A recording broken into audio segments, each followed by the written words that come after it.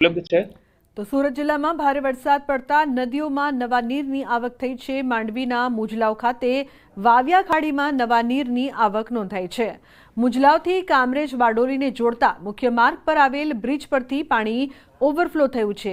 તો મુજલાવ સહિત આજુબાજુના ગ્રામ્ય વિસ્તારના લોકોએ 40 થી 45 કિલોમીટરનો ચકરાવો લઈ કામરેજ અને બારડોલી જઈ શકાય। બીજી તરફ તાપીના વ્યારાના લખાલી ગામે ચિંચબરડી तरफ जोड़तो कोसवे पानी में गरकाव थयो छे। राणी आंबा तरफ जता रोड पर आवेल लखाली गामे कोसवे दर वर्षे ચોમાસા दरमियान पानी में गरकाव थाय छे, छतां ऊंचो पुल बनाववामां तंत्र उदासीन जोवा मळी रह्युं छे।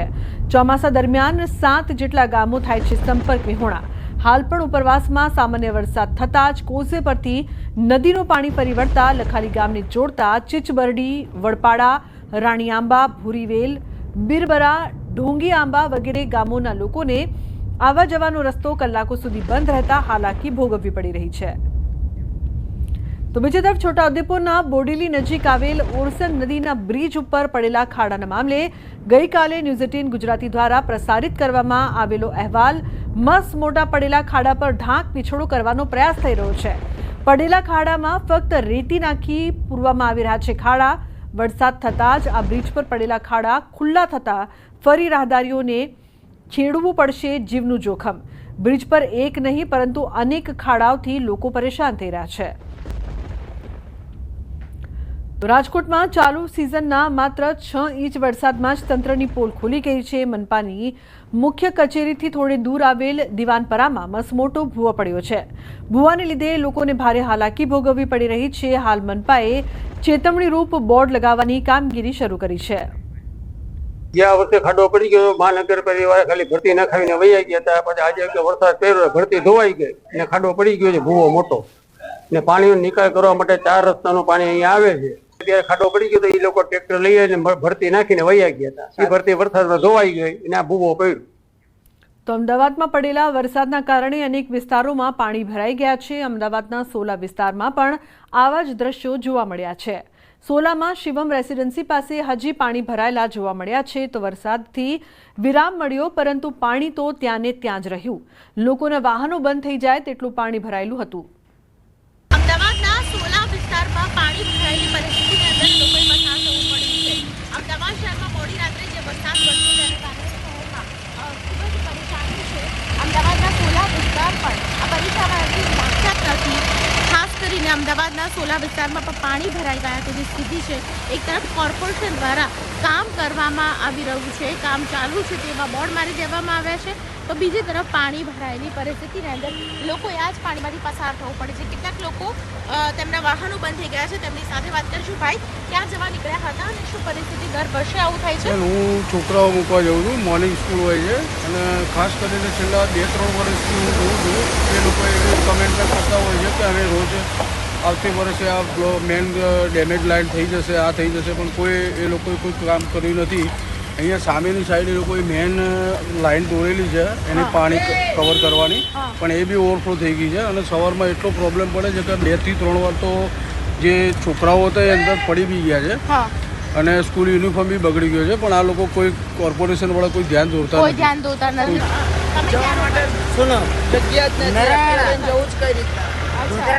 આવી પરિસ્થિતિ વચ્ચે અમદાવાદ શહેરના લોકો પરેશાન થતા મારી ગાડી છે, તમામના વાહનો છે તે બંધ થઈ ગયા છે અને તેને કારણે લોકો છે તે પરેશાન થતા જોવા મળી રહ્યા છે। દીપિકા કુમાર, ન્યૂઝ 18 ગુજરાતી, અમદાવાદ। તો વલસાડના મધુબન ડેમમાં વધી છે પાણીની આવક। સિઝનમાં પ્રથમ વખત ડેમના દરવાજા ખોલાયા છે। ડેમમાંથી 50,000 ક્યુસેક પાણી છોડવામાં આવ્યું છે। નદી કિનારાના વિસ્તારોને પણ એલર્ટ કરવામાં આવ્યા છે, તો નીચાણવાળા વિસ્તારોને પણ સાવચેત રહેવા માટે અપીલ કરવામાં આવી છે। વલસાડ જિલ્લામાં આજે ધોધમાર વરસાદ વરસી રહ્યો છે। તમામ તાલુકાઓમાં નોંધપાત્ર વરસાદ વરસ્યો છે। અત્યારે જે દ્રશ્યો જોઈ રહ્યા છો, વાપી નજીકથી પસાર થતી દમણગંગા નદીના વિયરના દ્રશ્યો છે। આ વિયર અત્યારે ચોમાસામાં પ્રથમ વખત જ ઓવરફ્લો થયો છે અને કારણે દમણગંગા નદી અત્યારે તોફાની સ્વરૂપે વહી રહી છે। આપણે જણાવી દઈએ કે દમણગંગા નદીના ઉપરવાસમાં આવેલા મધુબન ડેમમાં કેચમેન્ટ વિસ્તારમાં સતત ભારે વરસાદ વરસી રહ્યો છે, આને કારણે ડેમમાં પાણીની આવક થઈ રહી છે। પરિણામે મધુબન ડેમના દરવાજા આ વખતે ચોમાસામાં પ્રથમ વખત ખોલવામાં આવ્યા છે અને ડેમમાંથી દમણગંગા નદીમાં 50,000 ક્યુસેક પાણી છોડવામાં આવી રહ્યું છે. આથી દમણગંગા નદી અત્યારે બે કાંઠે વહી રહી છે. પરિણામે સંઘપ્રદેશ દમણ, દાદરનગર હવેલી અને વલસાડ જિલ્લાના દમણગંગા નદી કિનારાના લોકોને એલર્ટ કરવામાં આવે છે. આમ જિલ્લાના તમામ તાલુકાઓમાં આ રીતે શ્રીકાર વરસાદને કારણે ખેડૂતોમાં ખુશી છે. જોકે શહેરી વિસ્તારોમાં સતત વરસાદને કારણે જનજીવન પ્રભાવિત થઈ રહ્યું છે. ભરતસિંહ વાડેર, ન્યૂઝ 18 ગુજરાતી, વાપી. તો સુરેન્દ્રનગરના ધોળીધજા ડેમ ત્રીજા દિવસે ઓવરફ્લો. ઉપરવાસમાં ભારે વરસાદથી ડેમ ઓવરફ્લો થયું છે. ડેમ ઓવરફ્લો થતાં ભોગાવો નદીમાં પાણીની આવક થઈ છે. નદીના પટમાં તેમજ નીચાણવાળા વિસ્તારમાં અવરજવર ન કરવા માટે તાકીદ. સુરેન્દ્રનગર જિલ્લામાં તાજેતરમાં વરસેલા વરસાદના કારણે પ્રથમ વરસાદે છે તે સુરેન્દ્રનગર શહેરનો ધોળીધજા ડેમ ઓવરફ્લો થઈ ગયો છે અને આજે સતત ત્રીજા દિવસે આ ડેમ છે ઓવરફ્લો થઈ રહ્યો છે અને અંદાજે 4,000 ક્યુસેક પાણી છે એ ઓવરફ્લો થઈ અને ભોગાવો નદીમાં વહી રહ્યું છે. અત્રે ઉલ્લેખનીય છે ખાસ કરીને કે 2 દિવસ પહેલા જ્યારે આ ડેમ ઓવરફ્લો થયો હતો ધોળીધજા ડેમ, ત્યારે ભોગાવો નદી બે કાંઠે આવી હતી અને આ સતત ત્રીજા દિવસે હાલ જે છે ઉપરવાસમાંથી પાણીની આવક ઘટી છે, પરંતુ હજુ આ સતત ત્રીજા દિવસે આ ડેમ છે ઓવરફ્લો થઈ અને વહી રહ્યો છે. અંદાજે 4,000 ક્યુસેક પાણી છે ઓવરફ્લો થઈ અને ભોગાવો નદીમાં છોડવામાં આવી રહ્યું છે. ખાસ કરીને નદીના પટમાં લોકોને અવર જવર ન કરવા માટે પણ તંત્ર દ્વારા તાકીદ અને સાવચેત રહેવા માટે અપીલ કરવામાં આવી છે. અક્ષય જોશી, ન્યૂઝ 18 ગુજરાતી, સુરેન્દ્રનગર. તો છોટાઉદેપુરની ઓરસંગ નદી બે કાંઠે. ઉપરવાસમાં વરસાદથી નદીમાં ભરપૂર આવક થઈ છે. સિઝન પ્રથમ વખત ઓરસંગ નદીમાં આવ્યું છે પૂર. ઓરસંગ નદી પરનો ચેક ડેમ ઓવરફ્લો થયો છે. તો સુરતમાંથી પસાર થતી અંબિકા નદીમાં નવા નીર આવ્યા છે. નવા નીર સાથે નદી બે કાંઠે વહેતી થઈ છે. મહુવાનો ઐતિહાસિક મધર ઇન્ડિયા ડેમ છલકાયો છે. તો ચાલુ સિઝનમાં પ્રથમવાર મધર ડેમ છલકાયો છે. ડેમ છલકાતા નયનરમ્ય દ્રશ્યો જોવા મળ્યા છે. તો મધર ઇન્ડિયા ડેમ વિસ્તારના લોકો માટે આશીર્વાદ સમાન. ખેડૂતો, પશુપાલકો, મહત્તમ લોકો મધર ઇન્ડિયા ડેમ પર નિર્ભર છે.